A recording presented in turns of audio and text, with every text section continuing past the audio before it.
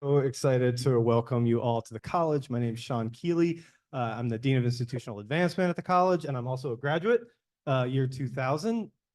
And this is our first coffee conversation of the season. So y'all are in at the ground floor of the summer programming for our office. And I am so jazzed about this conversation. About 2 years ago, I went down to Westbrook, Maine, met Eliah, and did a tour of this really cool facility that was a converted mill. And then he took me around and showed me some other things. And ever since then, I've been like, okay, we've got to get him back. A graduate as well, 2009. So we have that in common, and the story is incredible. I'm really looking forward to it. One comment on North Spore before I turn it over. I will say that I think of North Spore as the type of thing we hope our graduates will do when they leave here. You know, getting out into the world and creating something of real value that brings some of the human ecology curriculum that we develop here and bring it out into the world and to improve the world. And North Spore's a great example of that, I think. So leading our conversation today, Tony Mazlish here at my right. Tony's been a trustee of COA for 12 years, since 2012. And this is his final month, actually, on the board. So Tony's going to be stepping away at our upcoming meeting in July. But we're asking all kinds of things of him this month. So he's doing this today, and then he's also going to host a welcome gathering for our new president, Sylvia Torti, coming up in just a couple of weeks. So just to pause on that, everyone, I said new president, Sylvia Torti, who's here with us today.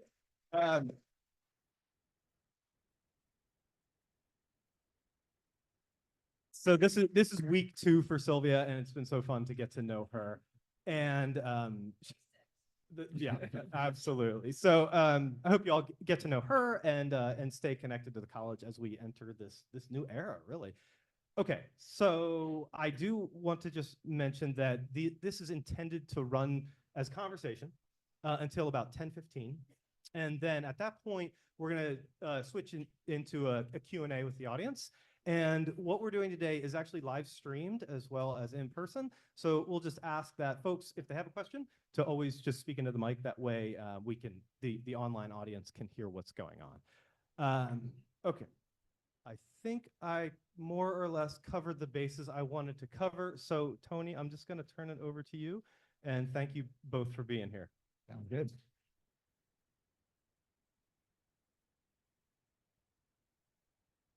Good morning. So I am just going to take a moment to tell you a little bit more about Eliah Thanhauser, and then I'm going to turn it over to him and really just let him start by telling his story, which is fascinating, and then we'll get into a little back and forth after that. Eliah and his two partners who are here today, John and Matt, all graduated from COA in 2009. Eliah is a Maine native, and after graduation worked in a variety of jobs from boats to landscaping to farming for about 5 or 6 years, and then the three of them came back together and started their business. And that business started out selling fresh mushrooms to grocery and to restaurants. And over time, they began to evolve, and then the pandemic put some fuel in that evolution, so to speak. I just want to say this. There's so much about his story, their story, that is fascinating. You know, there are at least 3 or 4 different lines of inquiry. One is, Eliah, your personal story, which I find remarkable. 2 is the story of North Spore, the business. I'm an entrepreneur, so I'm really fascinated by all the elements of how they've grown this business. 3 is mushrooms. So for those of you who have mushroom questions, John is the mushroom expert amongst the 3 of them, so we may also call on him to answer some mushroom questions. And then 4 is this amazing storyline of COA through the 3 of them and through their business. So with that, I will stop talking, and Eliah, tell us how you got here. Awesome. I'm very thankful to be here. And I'm sitting up here, but this story is completely about Matt and John as well, and they can make sure I don't exaggerate too much. Um, but well, when we drove here yesterday from Portland, I like even just walking down by turrets, it made me remember the first like moment I came to COA and sat down by turrets for like a circle oops trip orientation, uh, and kind of like refelt that excitement. And I don't know, this campus feels like coming home a bit. It's such a beautiful place, and the feel is still very, very similar, which I really appreciate. Um, but, and I was telling Tony that in a way, kind of,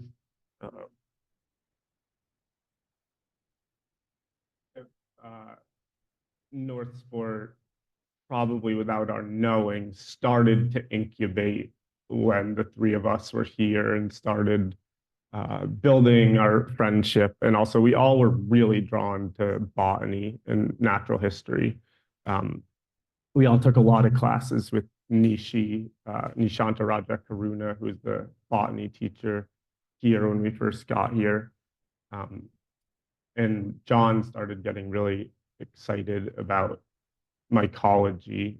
He took a mycology class here. We all foraged for mushrooms, kind of, I think, even before we got to COA, in high school and when we were younger, and just enjoyed being in the woods and growing plants and foraging.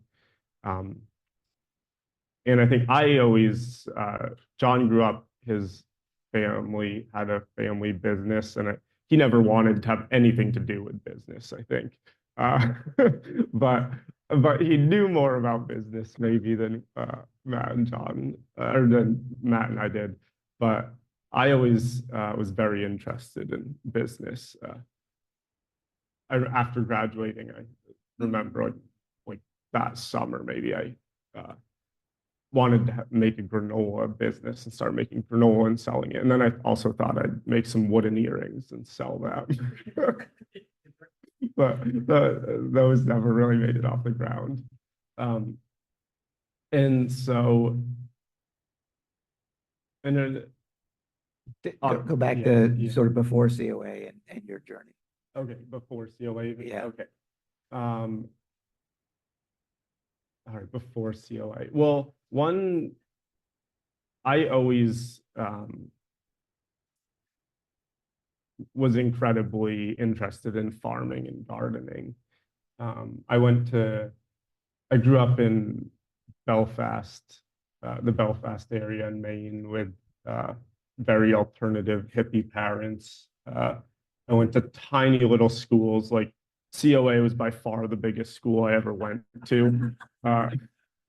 It's also the only one that still exists. So, you know, that's really, I'm thankful to see that. But yeah, I went to this tiny little family run alternative school called Toddy Pond. Well, I went to kindergarten, public kindergarten, for like 6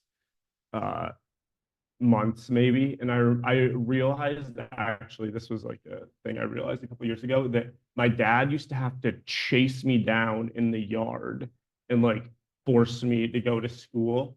And I realized that, like, from that moment, it probably instilled in me, which Matt and John will probably agree, that no one will ever force me to do anything. Like, I think that was like that. I was like, I hated going to school there so much that probably him just like physically forcing me to go to school, that just like clicked in my head. And I was like, okay, that's not happening anymore. Like, people aren't going to control me or make me do anything. So maybe that in some ways was the beginning of entrepreneurship and working for ourselves. Um, and so then I homeschooled for a little while. Um, I I actually, I don't know what You're a busy entrepreneur. I don't even think it's me, but maybe. um, um, I was at that school, Toddy Pond School, for maybe like most of, elementary school. And then some good friends from there went to public middle school, which was in Belfast. And I went there started going there, I think, in 7th grade. And I actually loved it because I had way more friends and there was more people around, and I played soccer. I was also visually impaired, pretty seriously visually impaired, which had a big effect on my childhood, and like also seeking like alternative learning. And then, and all our parents, as I said, were like hippies and didn't really care if we went to public school. And we decided to take the day off one day with our parents' approval. And the principal was so angry that he gave us 8 hours of detention for all the hours that we missed of school, even though like we called our parents and the parents were like, yeah, that's fine. We told them to take the day off. But he didn't like that. That was like a bad example for other students. So we didn't want to do 8 hours of detention. So we all just quit school. And we were getting a homeschool together for middle school. And we did kind of, but it wasn't as organized as I intended it to be. And then I ended up going to high school at the Liberty School in Blue Hill. So I lived in Blue Hill for 4 years. And that school was actually fairly similar to COA. It was kind of like a college for high school. It was tiny. There was only about 60 students when I was there, but it had an open campus, so you could leave when you weren't in class. Everything. Actually, in some ways, it was even more kind of student run than COA. Everything was done by committee.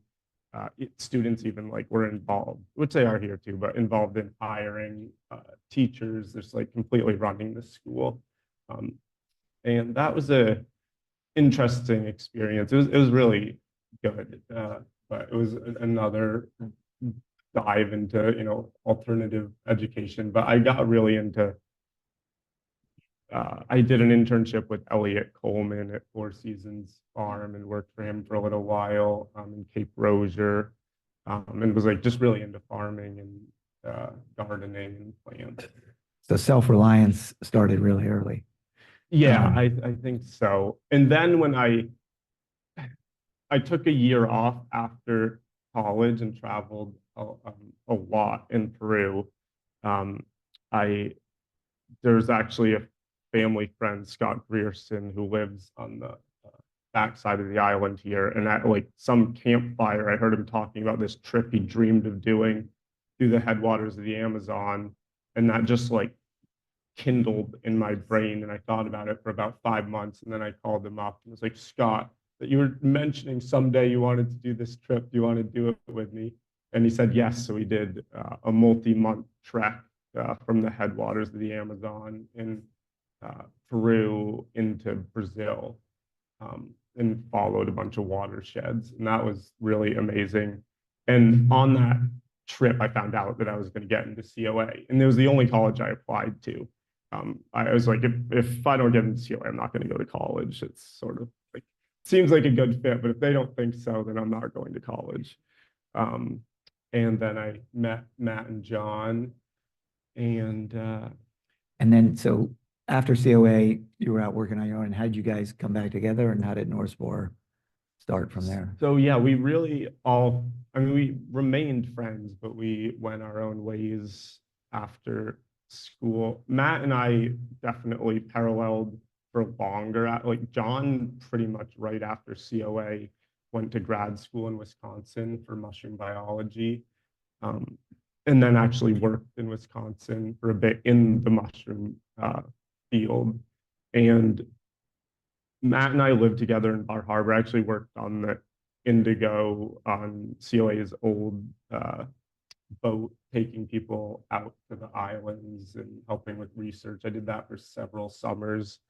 And Matt worked in the restaurant industry and did photography in Bar Harbor. And then I think Matt and I kind of like lived together several times. It like we kind of like then went and did different things and then came back to Bar Harbor and lived together again. And John finally after grad school and working in Wisconsin, I think was like kind of missed Maine, missed being around friends, was ready to kind of do something on his own and came back to visit and pitched Matt and I on starting a mushroom business with him. And I don't think we couldn't really resist. So like that one really stuck. It was like, I feel like I've definitely talked about starting businesses with friends a lot, but this one like was a little different. It was like John was serious and I think Matt and I were excited about it and it seemed like it made sense and it was scary. Because John was still in Wisconsin and Matt was in Bar Harbor and I remember you guys were back and forth a little bit, but for some of it, it was like I was in Portland trying to start lining things up because we were going to be starting this business, but like John hadn't quite come back yet from Wisconsin. And then John came back and we started looking for places and we found the cheapest tiny little garage that didn't even have a garage door in Westbrook that we could find. It's advertised as commercial space, but certainly wouldn't actually be commercial real estate by any means. But that was a good first home for us. And how did you get started? How did you capitalize the business and who was your first customer? So one nice thing about agriculture in Maine, at least like vegetable or mushroom growing, is it is resource and capital intensive, but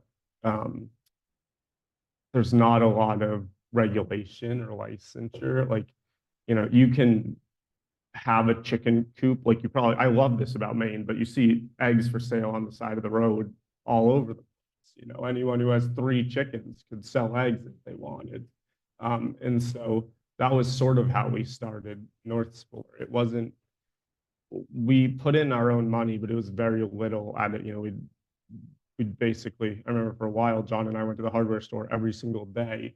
And, it was like $50 at a time is how we built North Spore, basically, besides the first rent check. And we started using food grade 5-gallon buckets to grow in. And we grew on straw and we only grew oyster mushrooms. And we were going to grow for local restaurants and farmers markets.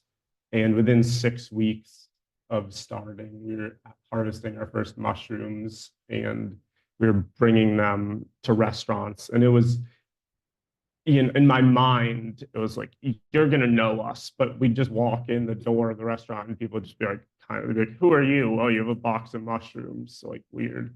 And we'd be like, well, these are better looking mushrooms than any other mushrooms you buy, right? And they'd be like, yeah, they are. All right. Yeah, actually, we do kind of want to buy those from you. And you're like, all right, cool. So we just kind of started selling them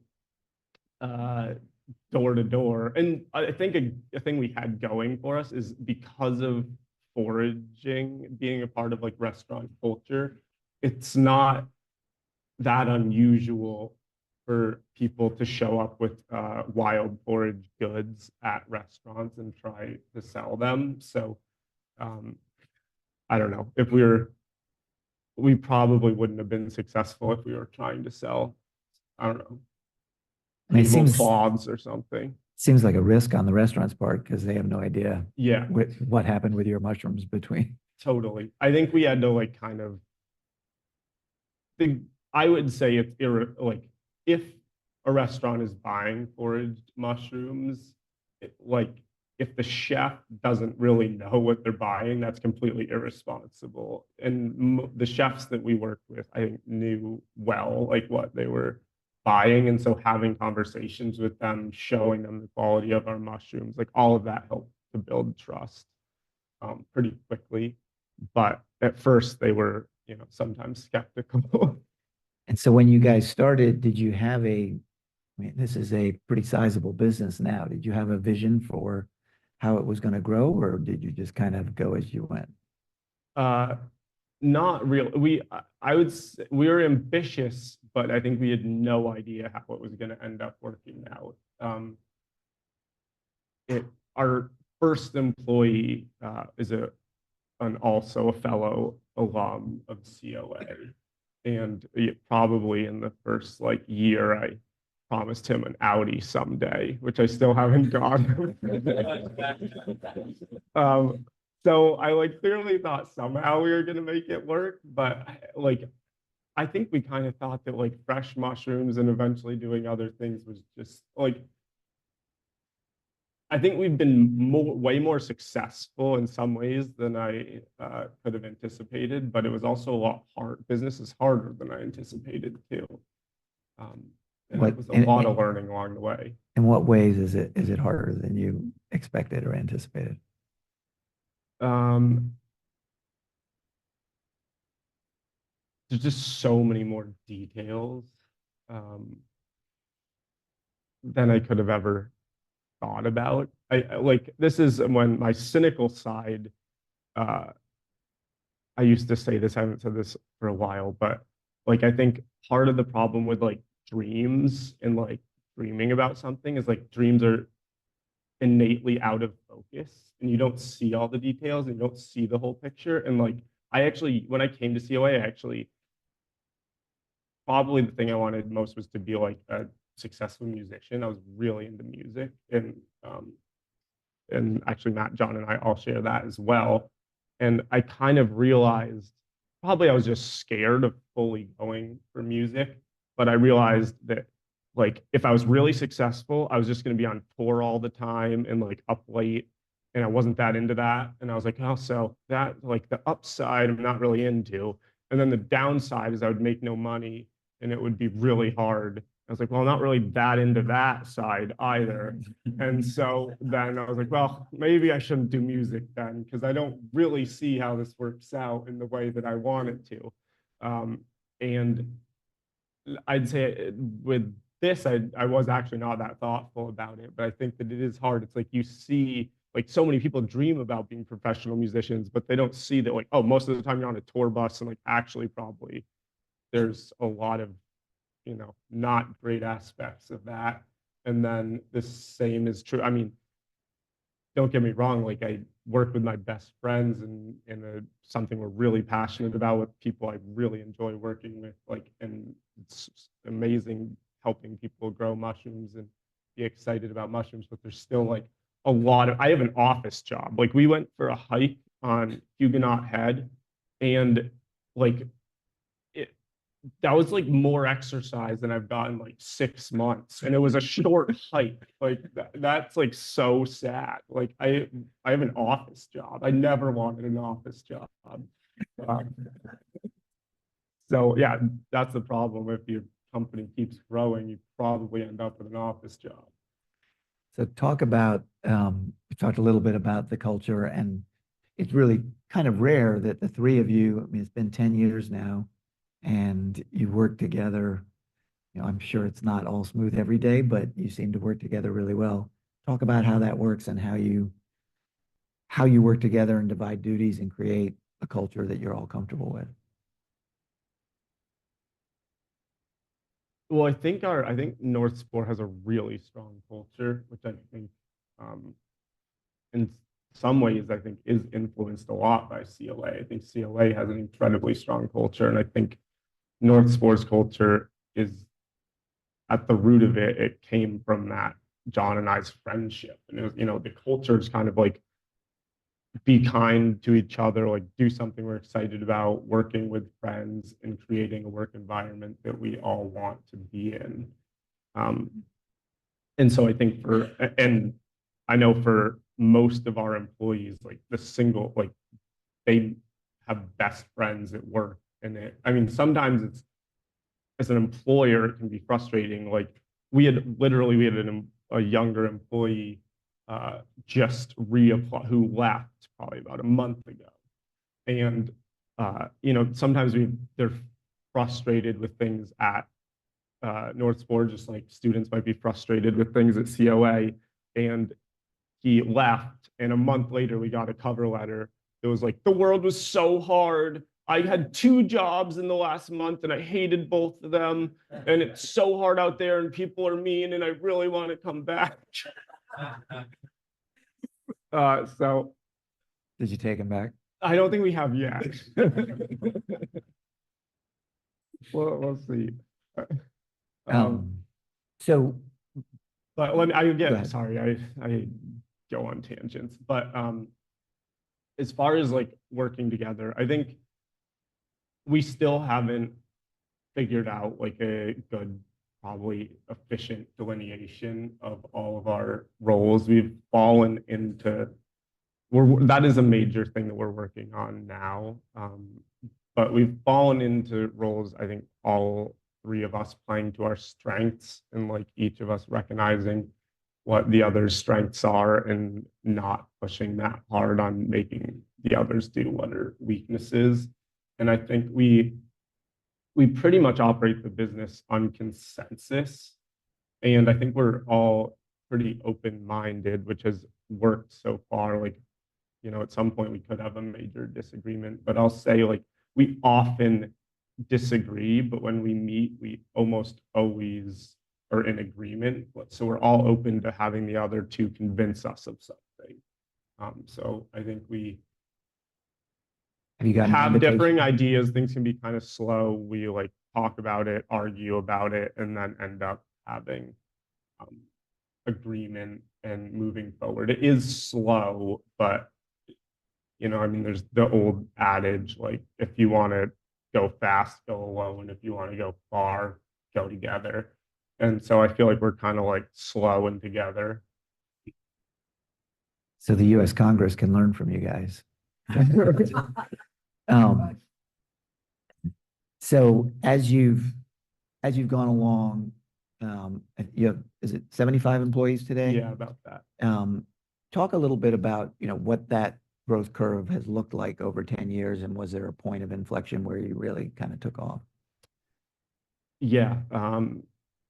So I mean, it's kind of been amazing how much we've grown every year. I mean, growth was really different when we were really small and in the early days. And so we did start with fresh mushrooms.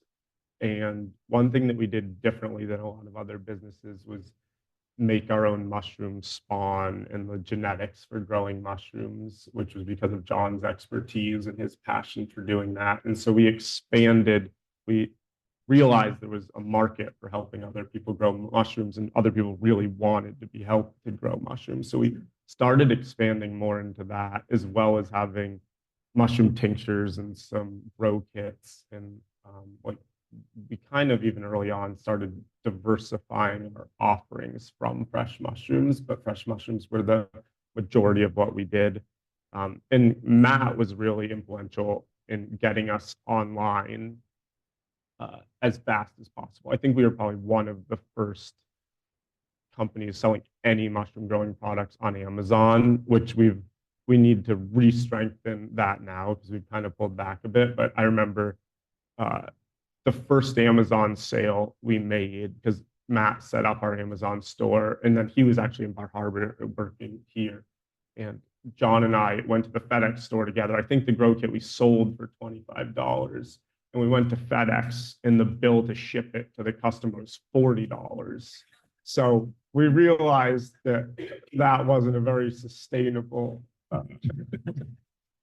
business model, because it didn't account for our time and materials, and just on shipping we lost $15.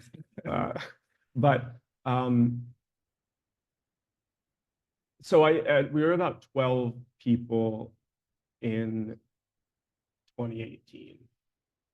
And we had moved once into an old mill building, which is where I think Sean got to see our new facility as well as the old one, though I think our new one was just in early construction at that time. I don't remember exactly. But so we were in our second location. We had about 12 employees, and we were probably at that point, we might have been almost half of our business in fresh mushrooms in 2018. we did 2 business pitch competitions, Gorham Savings Bank Launchpad and Greenlight Maine, which we ended up winning. We won both of them 3 days apart, and one was $50,000, and the other was $100,000. And so that was like the first, like somewhat like money of any significance that was totally unattached to debt or like didn't affect cash flow, and it was just like free grant money that we got. And that like helped. We got some important piece of equipment that we like needed. And that definitely kind of helped shore things up a bit. And I think we also like probably started at like one of the best times in like US history to start a mushroom focused business. So we were lucky on that. And we kept expanding growing supplies.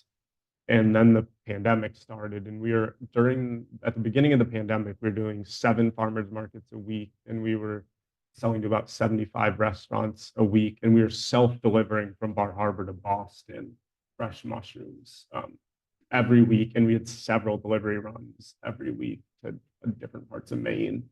And in the first week of the pandemic, our restaurant accounts went to 35, and then the second week they went to 2, and we were kind of like, well, clearly we have to change something here.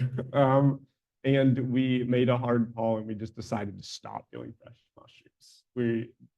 We kind of before knew that like we were ambitious and we wanted to grow, and like we really liked growing fresh mushrooms and providing them for local farmers markets and restaurants. But we also, like, as we grew, it was like, so once we were going to have to start shipping mushrooms or driving farther, they're very perishable and the quality would go down. And we also realized that by getting people growing products and helping other farms, there could be farms across the country at farmers markets, all getting their customers fresh mushrooms that were harvested hours before from spawn that we were growing. And so like our impact on helping people get fresh mushrooms, helping people grow mushrooms would be so much more with producing growing supplies. It'd be like kind of even with shipping, it would be more sustainable, more scalable. So we kind of knew that made sense. The pandemic kind of made that decision clear that it needed to happen immediately. And then we had a lot of growth through the pandemic. So many more people were interested in gardening and in health. And that old space, I think we probably ended up like doing 4 times more production in it than when we thought we were completely maxed out. Like we just kept remaxing it out and figuring out ways to produce more. And so I think, I don't remember exactly the numbers of the team growth, but it might have been like 12 to 18 to 30 to 45, and now is about 75. And in the last couple of years, we've been able to get like some much more experienced professional people, which has been incredibly helpful. We also, I think it probably was about 2018, we hired Michael Kursula, who's one of our other best friends from COA, who graduated with us. And he was our first manager of any kind. And he's been completely influential in managing teams and growing the business. And he is still with us as well. And so as you sit today, 2 different questions. You can tackle either one. What does growth look like over the next 3 to 5 years? Where do you see the business going?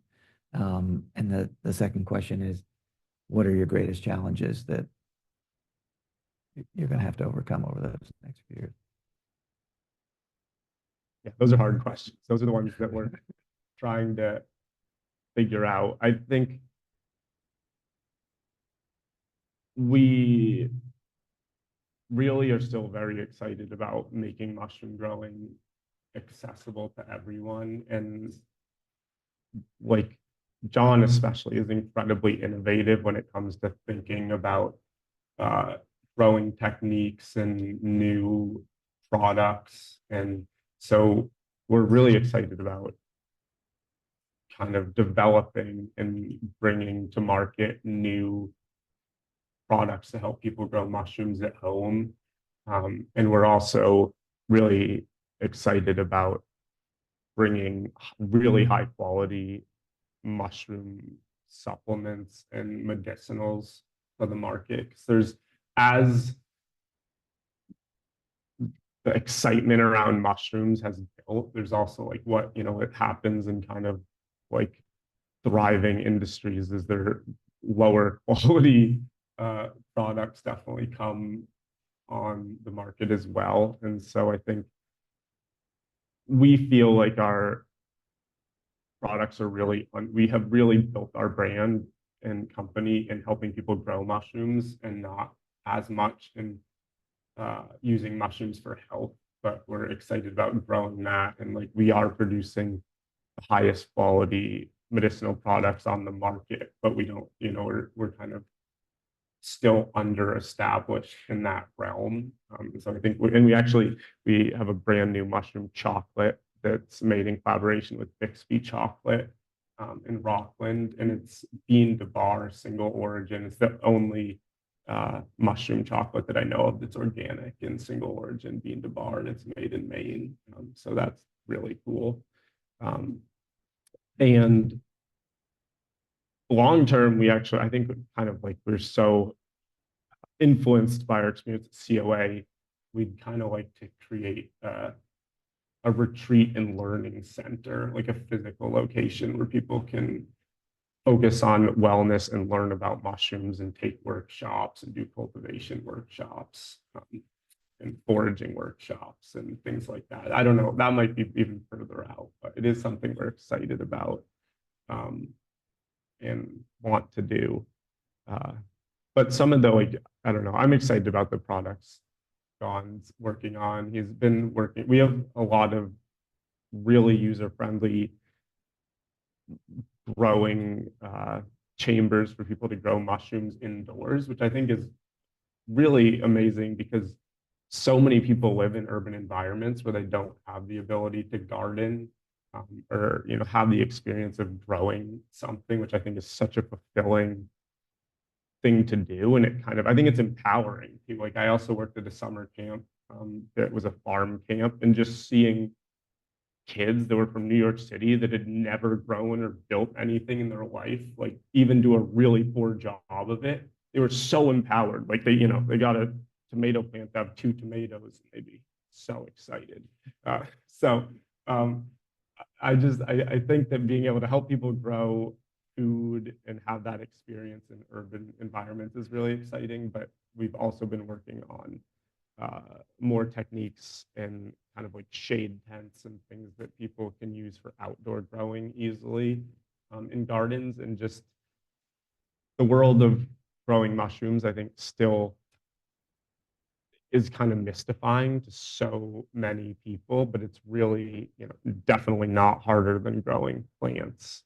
And I think just helping educate and demystify that and getting more people to be able to grow mushrooms successfully and, feel gratified and feed themselves by doing that is exciting. So it sounds like there are opportunities in all kinds of directions. I love the idea of the chocolate. But in terms of the mushroom growing industry, do you have any sense of what portion of it you have captured? Are you actually growing the market as you are growing yourselves, or is there an established market out there that you're going to try and capture share of? That's a good question, and one that I don't think we actually have a lot of research on. I think of certain there's certain items maybe now that we have a fairly large market share in those really niche areas, but the market is growing really rapidly. And I think it's changing, but one thing that we've kind of always seen and thought is just like the market of people that garden and farm is so much bigger than the mushroom growing market. And that is like we are kind of growing that by educating. It's like so many of our customers are first time mushroom growers, and people, it's kind of like you can look at the addressable market of people that grow mushrooms right now, but you can also look at people that grow garden or want, potential, and that market is growing rapidly and changing rapidly. And even the different growing techniques and what people are excited about. And it's on so many different levels right now. Like, growing has really gotten a lot more popular, gardening, medicinal mushrooms for health, like lion's mane, reishi, turkey tail, chaga, cordyceps have all grown in popularity. And then there's this, kind of parallel huge excitement and movement around psychedelics as well, which kind of they all, I think, in a way, are like building on each other and pushing excitement around mushrooms forward in general. Is the movement around psychedelics, does that, so that helps your business, or does it sometimes cause confusion? Do people, and I guess the other part of that question is, how do people find you, and do they expect it to be edible mushrooms, or do they expect it to be psychedelics? How does that? I think it's both. Like, I think it definitely does help our business a lot, but I think it also can confuse people. I mean, some people think like are confused why we're not selling psychedelics. That's confusing them. So, sometimes people might think what we are selling is psychedelic. Like, there's definitely some confusion around there, but I think that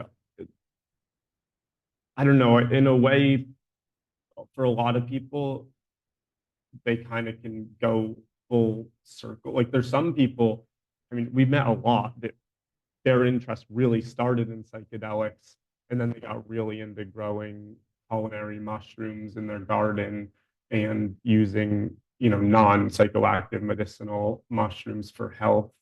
And there's others that, I don't know, it's very varied, and there's these like networks of connection of how people are interacting with mushrooms and their comfort level. But it is getting, we went to this conference 2 summers ago in Denver called Psychedelic Science, which was like 12,000 people. It was both like a science conference, but kind of more than that. And there was every single major university I can think of was represented there. It was mind blowing to see. Like, there was governors there. There was, some extremely wealthy heads of corporations. There's many publicly traded companies that are in the psychedelic space. Like, it was kind of just like, whoa, this is have everyone here to see like the power of this movement, and how many people from like investment bankers to many researchers, just to have all those people together was pretty incredible. And I don't know, it was just, it kind of blew my mind a bit.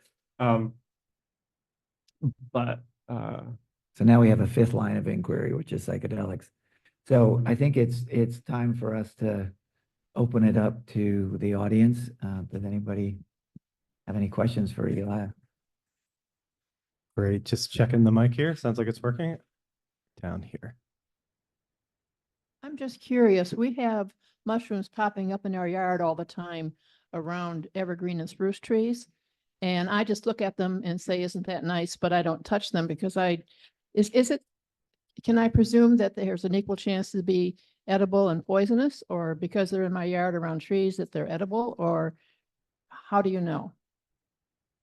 That's a good question. You'd really, I think, have to identify them to really.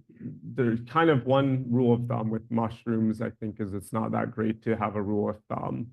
Um, so I think whether you used a field guide or had somebody come and look at them that was like knew more about identifying mushrooms, but you know, they could, there's a very high likelihood that they are edible, but they definitely might be poisonous as well. We all I'd grow say- up sort of worried about the poisonous mushroom. I mean, if she ate a little bit of a poisonous one, would she be okay? Um, definitely, potentially not. Um, I think like people sometimes are more afraid of poisonous mushrooms than they need to be. Like touching them isn't gonna hurt you or poison you, and like having them around isn't bad, but you don't even consuming a small amount, if they are a very toxic mushroom, can be really, it could be lethal or very dangerous. I've heard about the possibility of I've heard about the possibility of using spores for environmental purposes, cleanup, or here on the island, we have red ants. Do you have any feedback about that? Do you want to answer that one, John? So, in terms of just like, Could you repeat the question? the question was around using spores for environmental cleanup, and then also like probably insect control, and that's definitely all possible. So if you were to spread more spores of an insect pathogenic fungus in an area, that would probably have, you know, an effect on the population of those specific insects. And the nice thing about that is that it can be very specific too. So instead of like a broad spectrum insecticide or something. And then for cleanup, mushrooms can definitely, they can break down certain pollutants. But they also, like with heavy metals, it's complicated. So if you're trying to like remediate a toxic site where there's heavy metals present, mushrooms actually hyperaccumulate the heavy metals. And that can also be used for remediation. So plants are often used as hyperaccumulators because you grow them in the site, they drop the heavy metals, and then you can remove the plants. The problem with mushrooms is they'll just fruit randomly whenever it rains, and you have to be there and know that they're fruiting and then collect the mushrooms as a way of extracting the heavy metals. So they're really not advisable for that specific issue, but can be really helpful for sort of like petroleum contamination or other sort of organic pollutants where they actually can help break it down. But it won't be a preferred food source. It'll just be part of the mix. Yeah. Did you learn all that at COA? It started at COA. Of course, Tony, come on. Just 1 second.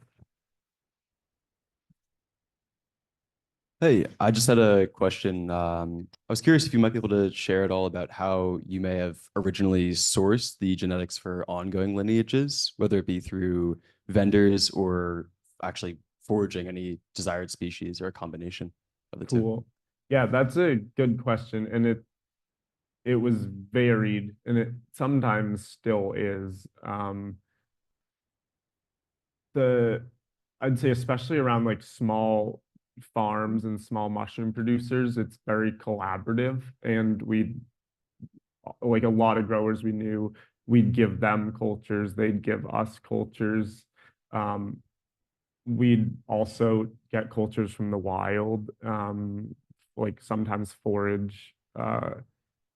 And one really cool thing about mushrooms is it is sort of like innately open source. Like if you want a shiitake genetic, you could buy one at the store and take a culture from the tissue in the stem and end up growing that out. So, you know, whether it's through other growers giving it to you or sometimes kind of just taking it yourself or buying it from someone else that's selling it or even wild foraging it. I think they're kind of like there's all different means of collecting the cultures that we got originally.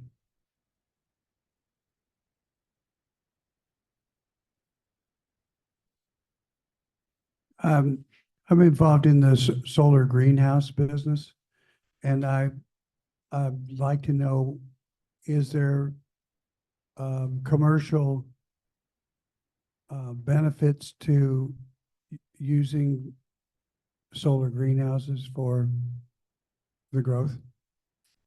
That's a good question. And one, we want to kind of like do more trials with, but one of the biggest things about growing mushrooms is having high humidity, and they don't need light to grow. So greenhouses can be really good for holding in humidity. I think especially in kind of like depending on your climate, and then it's like season extension, like you can grow way longer into the winter, earlier in the spring, because you have a humid environment that also has elevated temperatures. The heat and light portion of it, the heat is good. Like mushrooms, actually, some are tropical species that grow at high temperatures. A lot of the kind of most desirable species actually don't love really high temperatures. So a greenhouse in the summer is not necessarily favorable. One of the things John is working on is actually like shade houses that maintain higher humidity but aren't getting super hot and are shaded. So I think the infrastructure of greenhouses can be really helpful and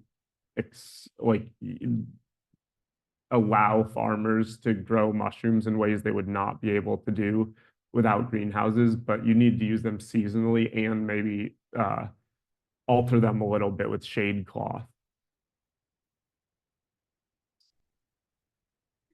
Control of in the solar.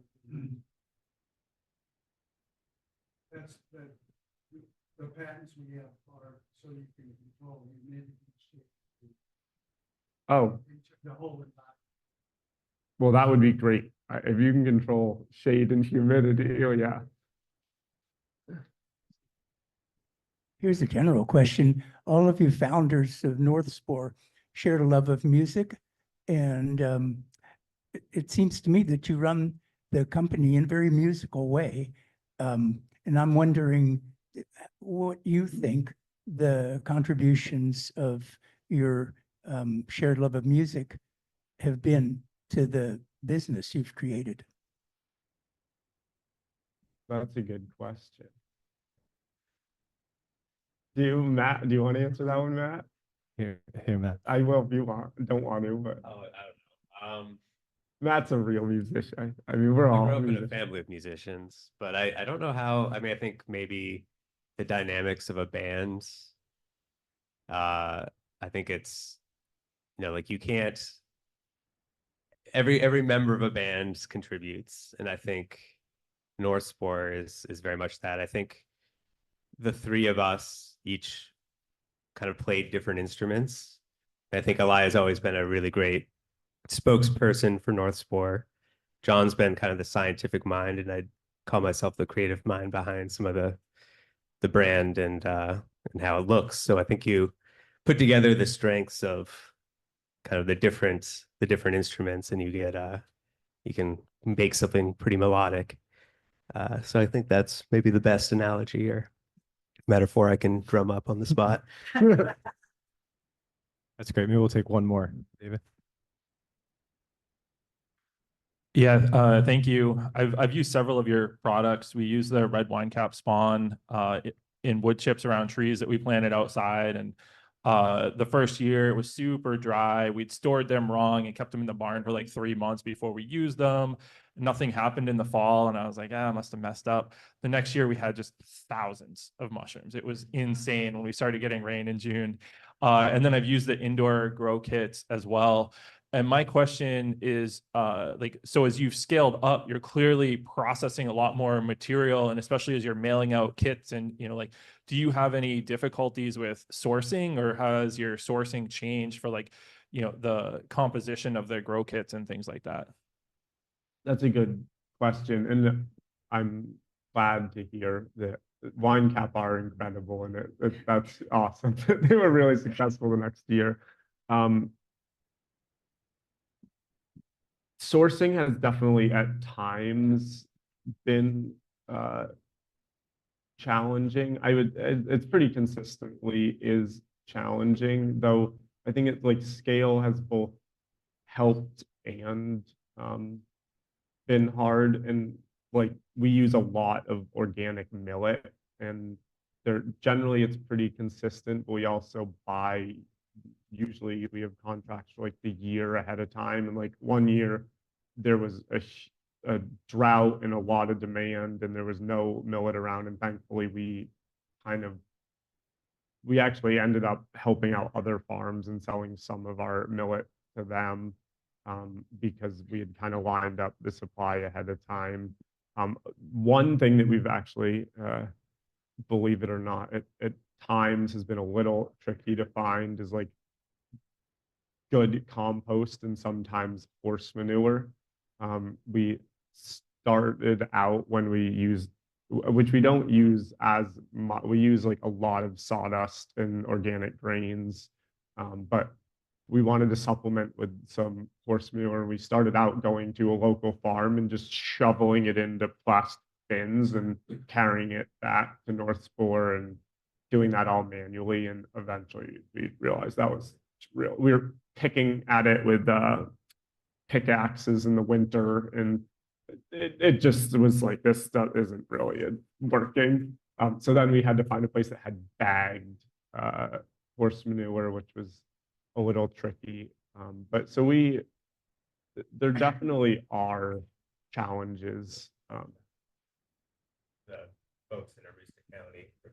Yeah, and we're actually, so we're even trying some new crops, contracting with Maine organic growers in Aroostook County to kind of help shore that up. And we've even worked on, right now, we've been working on national organic mushroom growing regulations, where some of the really big producers have pushed the FDA to say, oh, we can use non-organic products, when like there's literally clauses that say organics are only necessary when available. So and we've actually gone to a bunch of different grain suppliers and got testimonies that say there is enough organic grain in this country for every single grower to be able to use organic grain. And so for the big farms to be able to say, we don't need to use organic grain because we're limited on availability, like that's not true.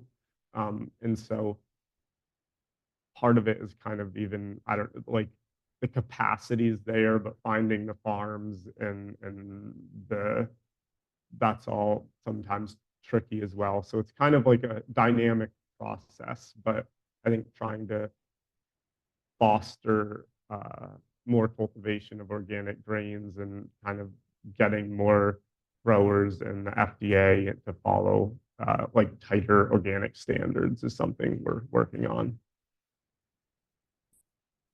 Great. I think we're gonna wrap up. I see Alan's got a question, and I bet there's more questions too. But I wanted to thank everybody, and this was great. So thank you, Eliah and Tony.